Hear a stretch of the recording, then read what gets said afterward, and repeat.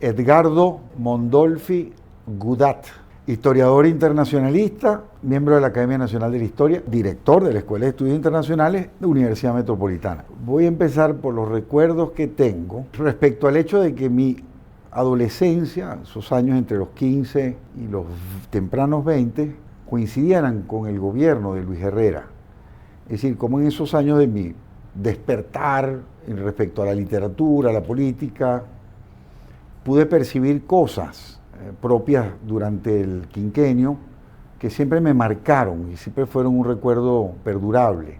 Y sobre todo hablar de momentos dichosos que le trajeron a la ciudad de Caracas, al menos yo como caraqueño hablando en estos términos, le trajo el gobierno de Luis Herrera, ¿no?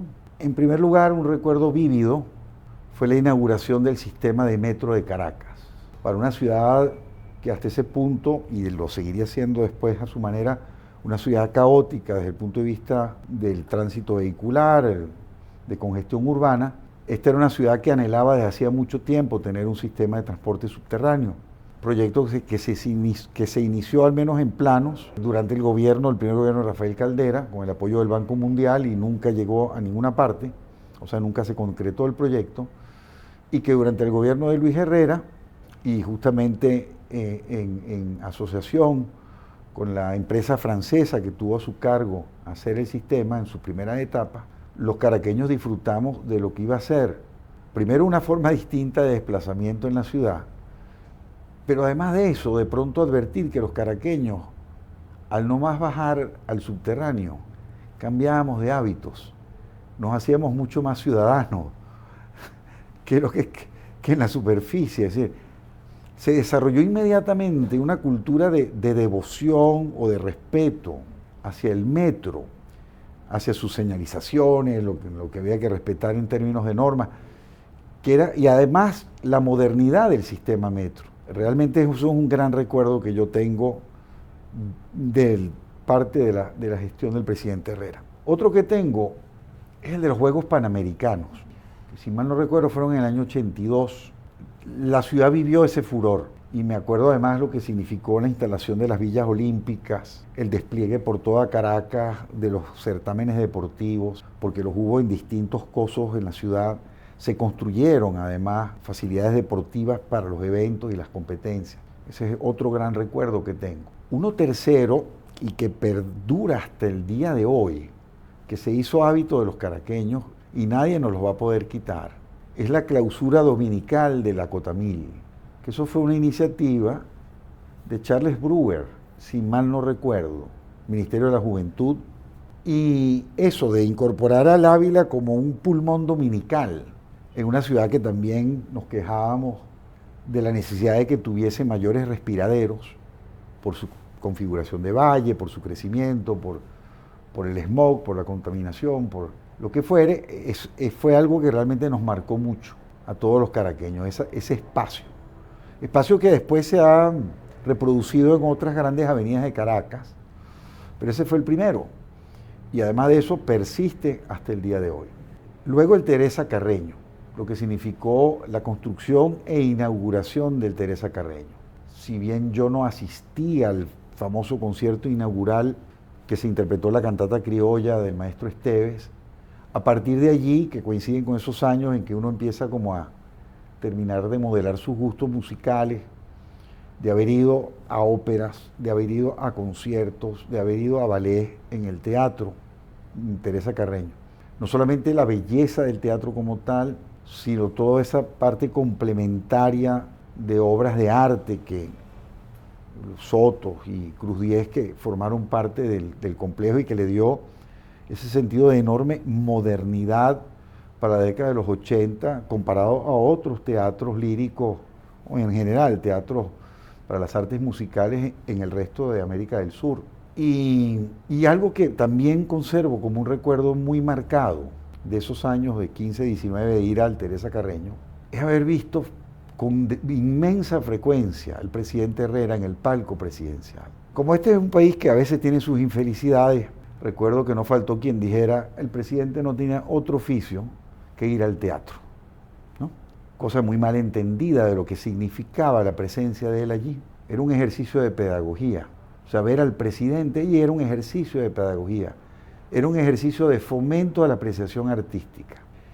Y con el Teresa Carreño vinieron innumerables compañías de ópera, de ballet, grandes solistas que vinieron. Y eso forma parte de uno de los capítulos, a mi juicio, interesantísimos del gobierno de Herrera, que fue la política de promoción cultural. Es decir, el CONAC, la robustez del CONAC como órgano rector de la política cultural del Estado, la enorme cantidad de exposiciones, de retrospectivas, de homenajes en los museos nacionales durante el gobierno de Herrera fue infinito. Pero quería poner sobre todo de relieve, digamos, la existencia de este coso en el Parque de los Caobos, que iba a significar y sigue significando hasta el día de hoy para los caraqueños el Teresa Carreño. Luego después tengo un par de recuerdos también muy vividos respecto a temas de política exterior, es decir, acciones tomadas por el gobierno de Herrera que me marcaron, que me hicieron apreciarlo como algo muy importante. Uno fue su grado de compromiso con el tema centroamericano, el tema de la pacificación, que luego, por esos sentidos de continuidad que yo siempre trato de poner de relieve dentro de lo que fue el ejercicio de los regímenes democráticos del 58 al 98, en el sentido de que hubo continuidades importantes de políticas, luego Lucinchi va a asumir y a ampliar esa visión respecto a lo que significaba la pacificación de Centroamérica, política iniciada por Luis Herrera, en lo que se refiere al caso venezolano, y específicamente El Salvador. Eso es algo que tengo muy marcado. El otro tema de política exterior que recuerdo muy claramente en la memoria fue que con el gobierno de Herrera se dio el finiquito del llamado Protocolo de Puerto España y la necesidad de reactivar las negociaciones con respecto al tema del Esequibo. El gobierno de Herrera llevó a cabo una campaña de concientización y de sensibilización muy bien llevada, sin las estridencias, sin la agresividad que han caracterizado otros momentos reivindicatorios del tema del reclamo Esequibo. Y otro, sin duda alguna, el caso de las Malvinas en el año 82. Recuerdo que yo estaba estudiando mi primer año de Derecho en la Universidad Católica, del 81 al 82, y esto fue en abril del 82, y por supuesto me impresionó la posición tan resuelta de apoyo del gobierno de Venezuela a la reclamación argentina, tomando en cuenta que hubo países en la región que más bien asumieron un discurso un tanto ambiguo. Venezuela fue absoluta y linealmente, o se vio linealmente comprometida con esa reivindicación.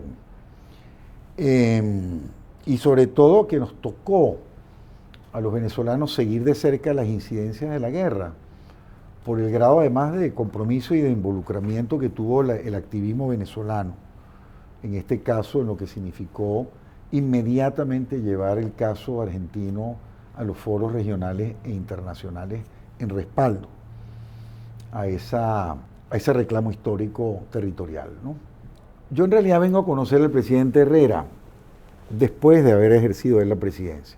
Mi padre era muy herrerista, mi padre de hecho fue embajador durante el gobierno de Herrera, pero yo nunca tuve, digamos, un trato directo con él, más allá de haberlo visto en algunas ocasiones, digamos, propias de celebraciones en las que pude haberme asomado justo durante esa edad a que me refería en el segmento anterior de mi adolescencia que coincide con el gobierno de Herrera.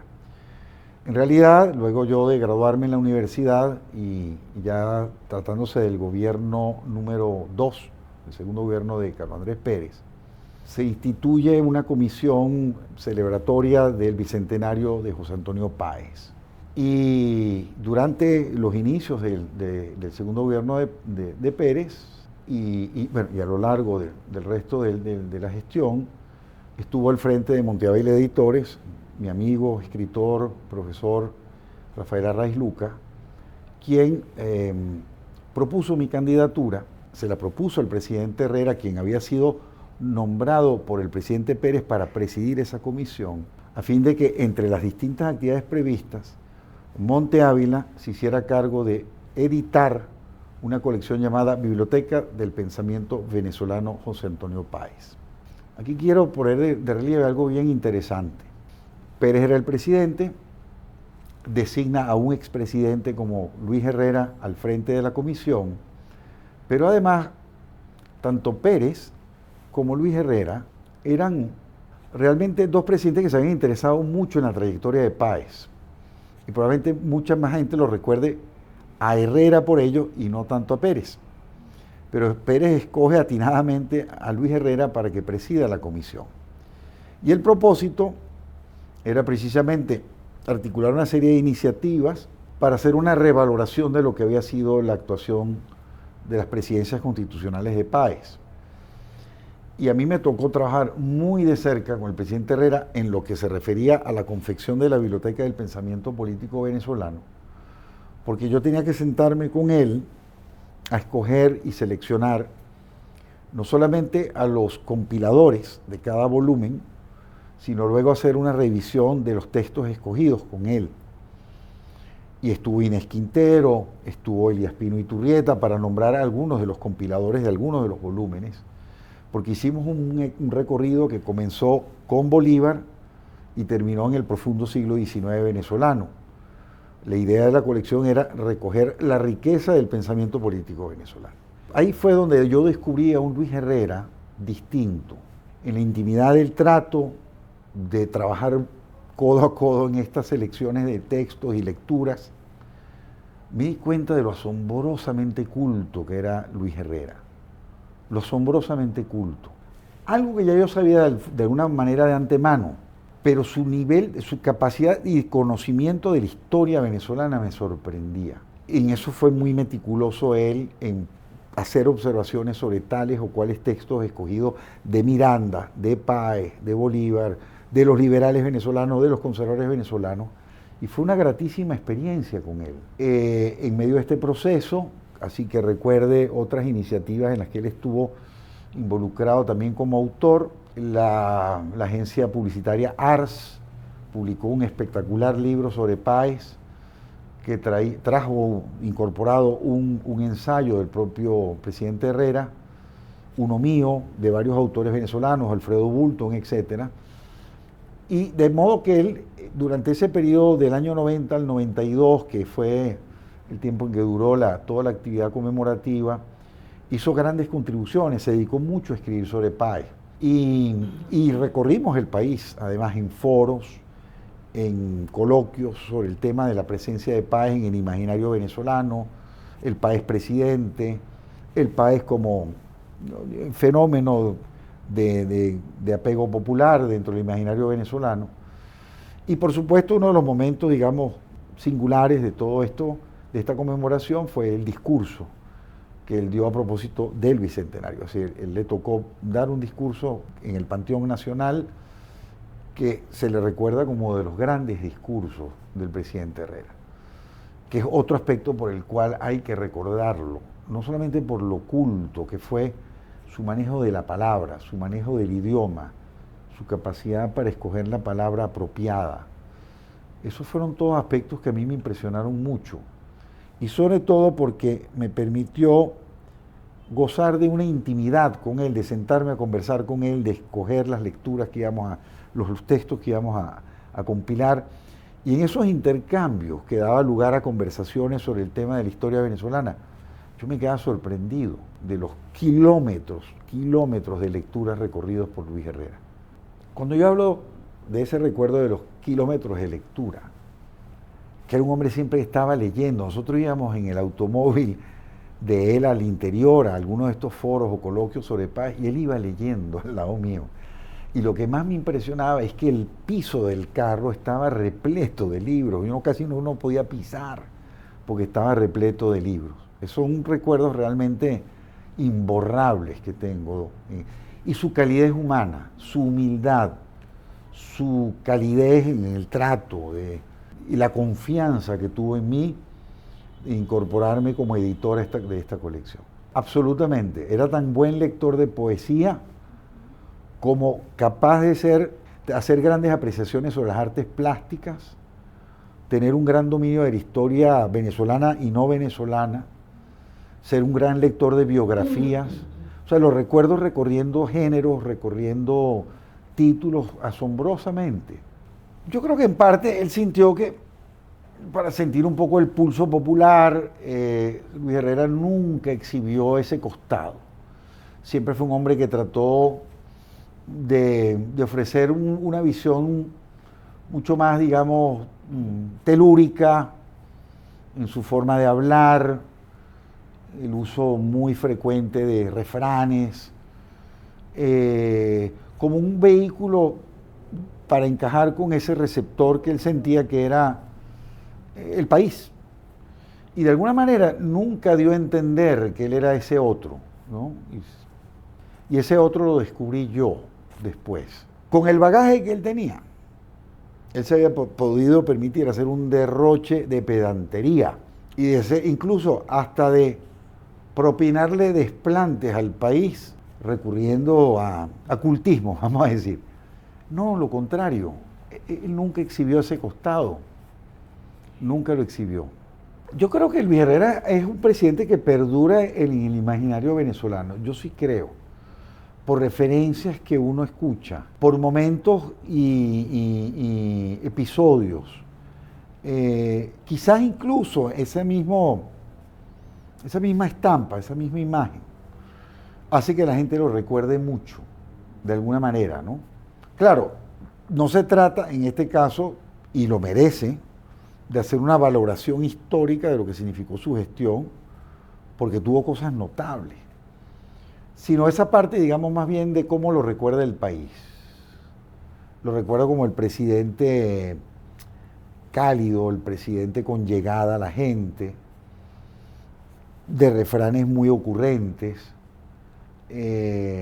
deporte muy venezolano profundo, o digamos de tierra adentro. Y sí, sin duda, Luis Herrera persiste en la memoria venezolana.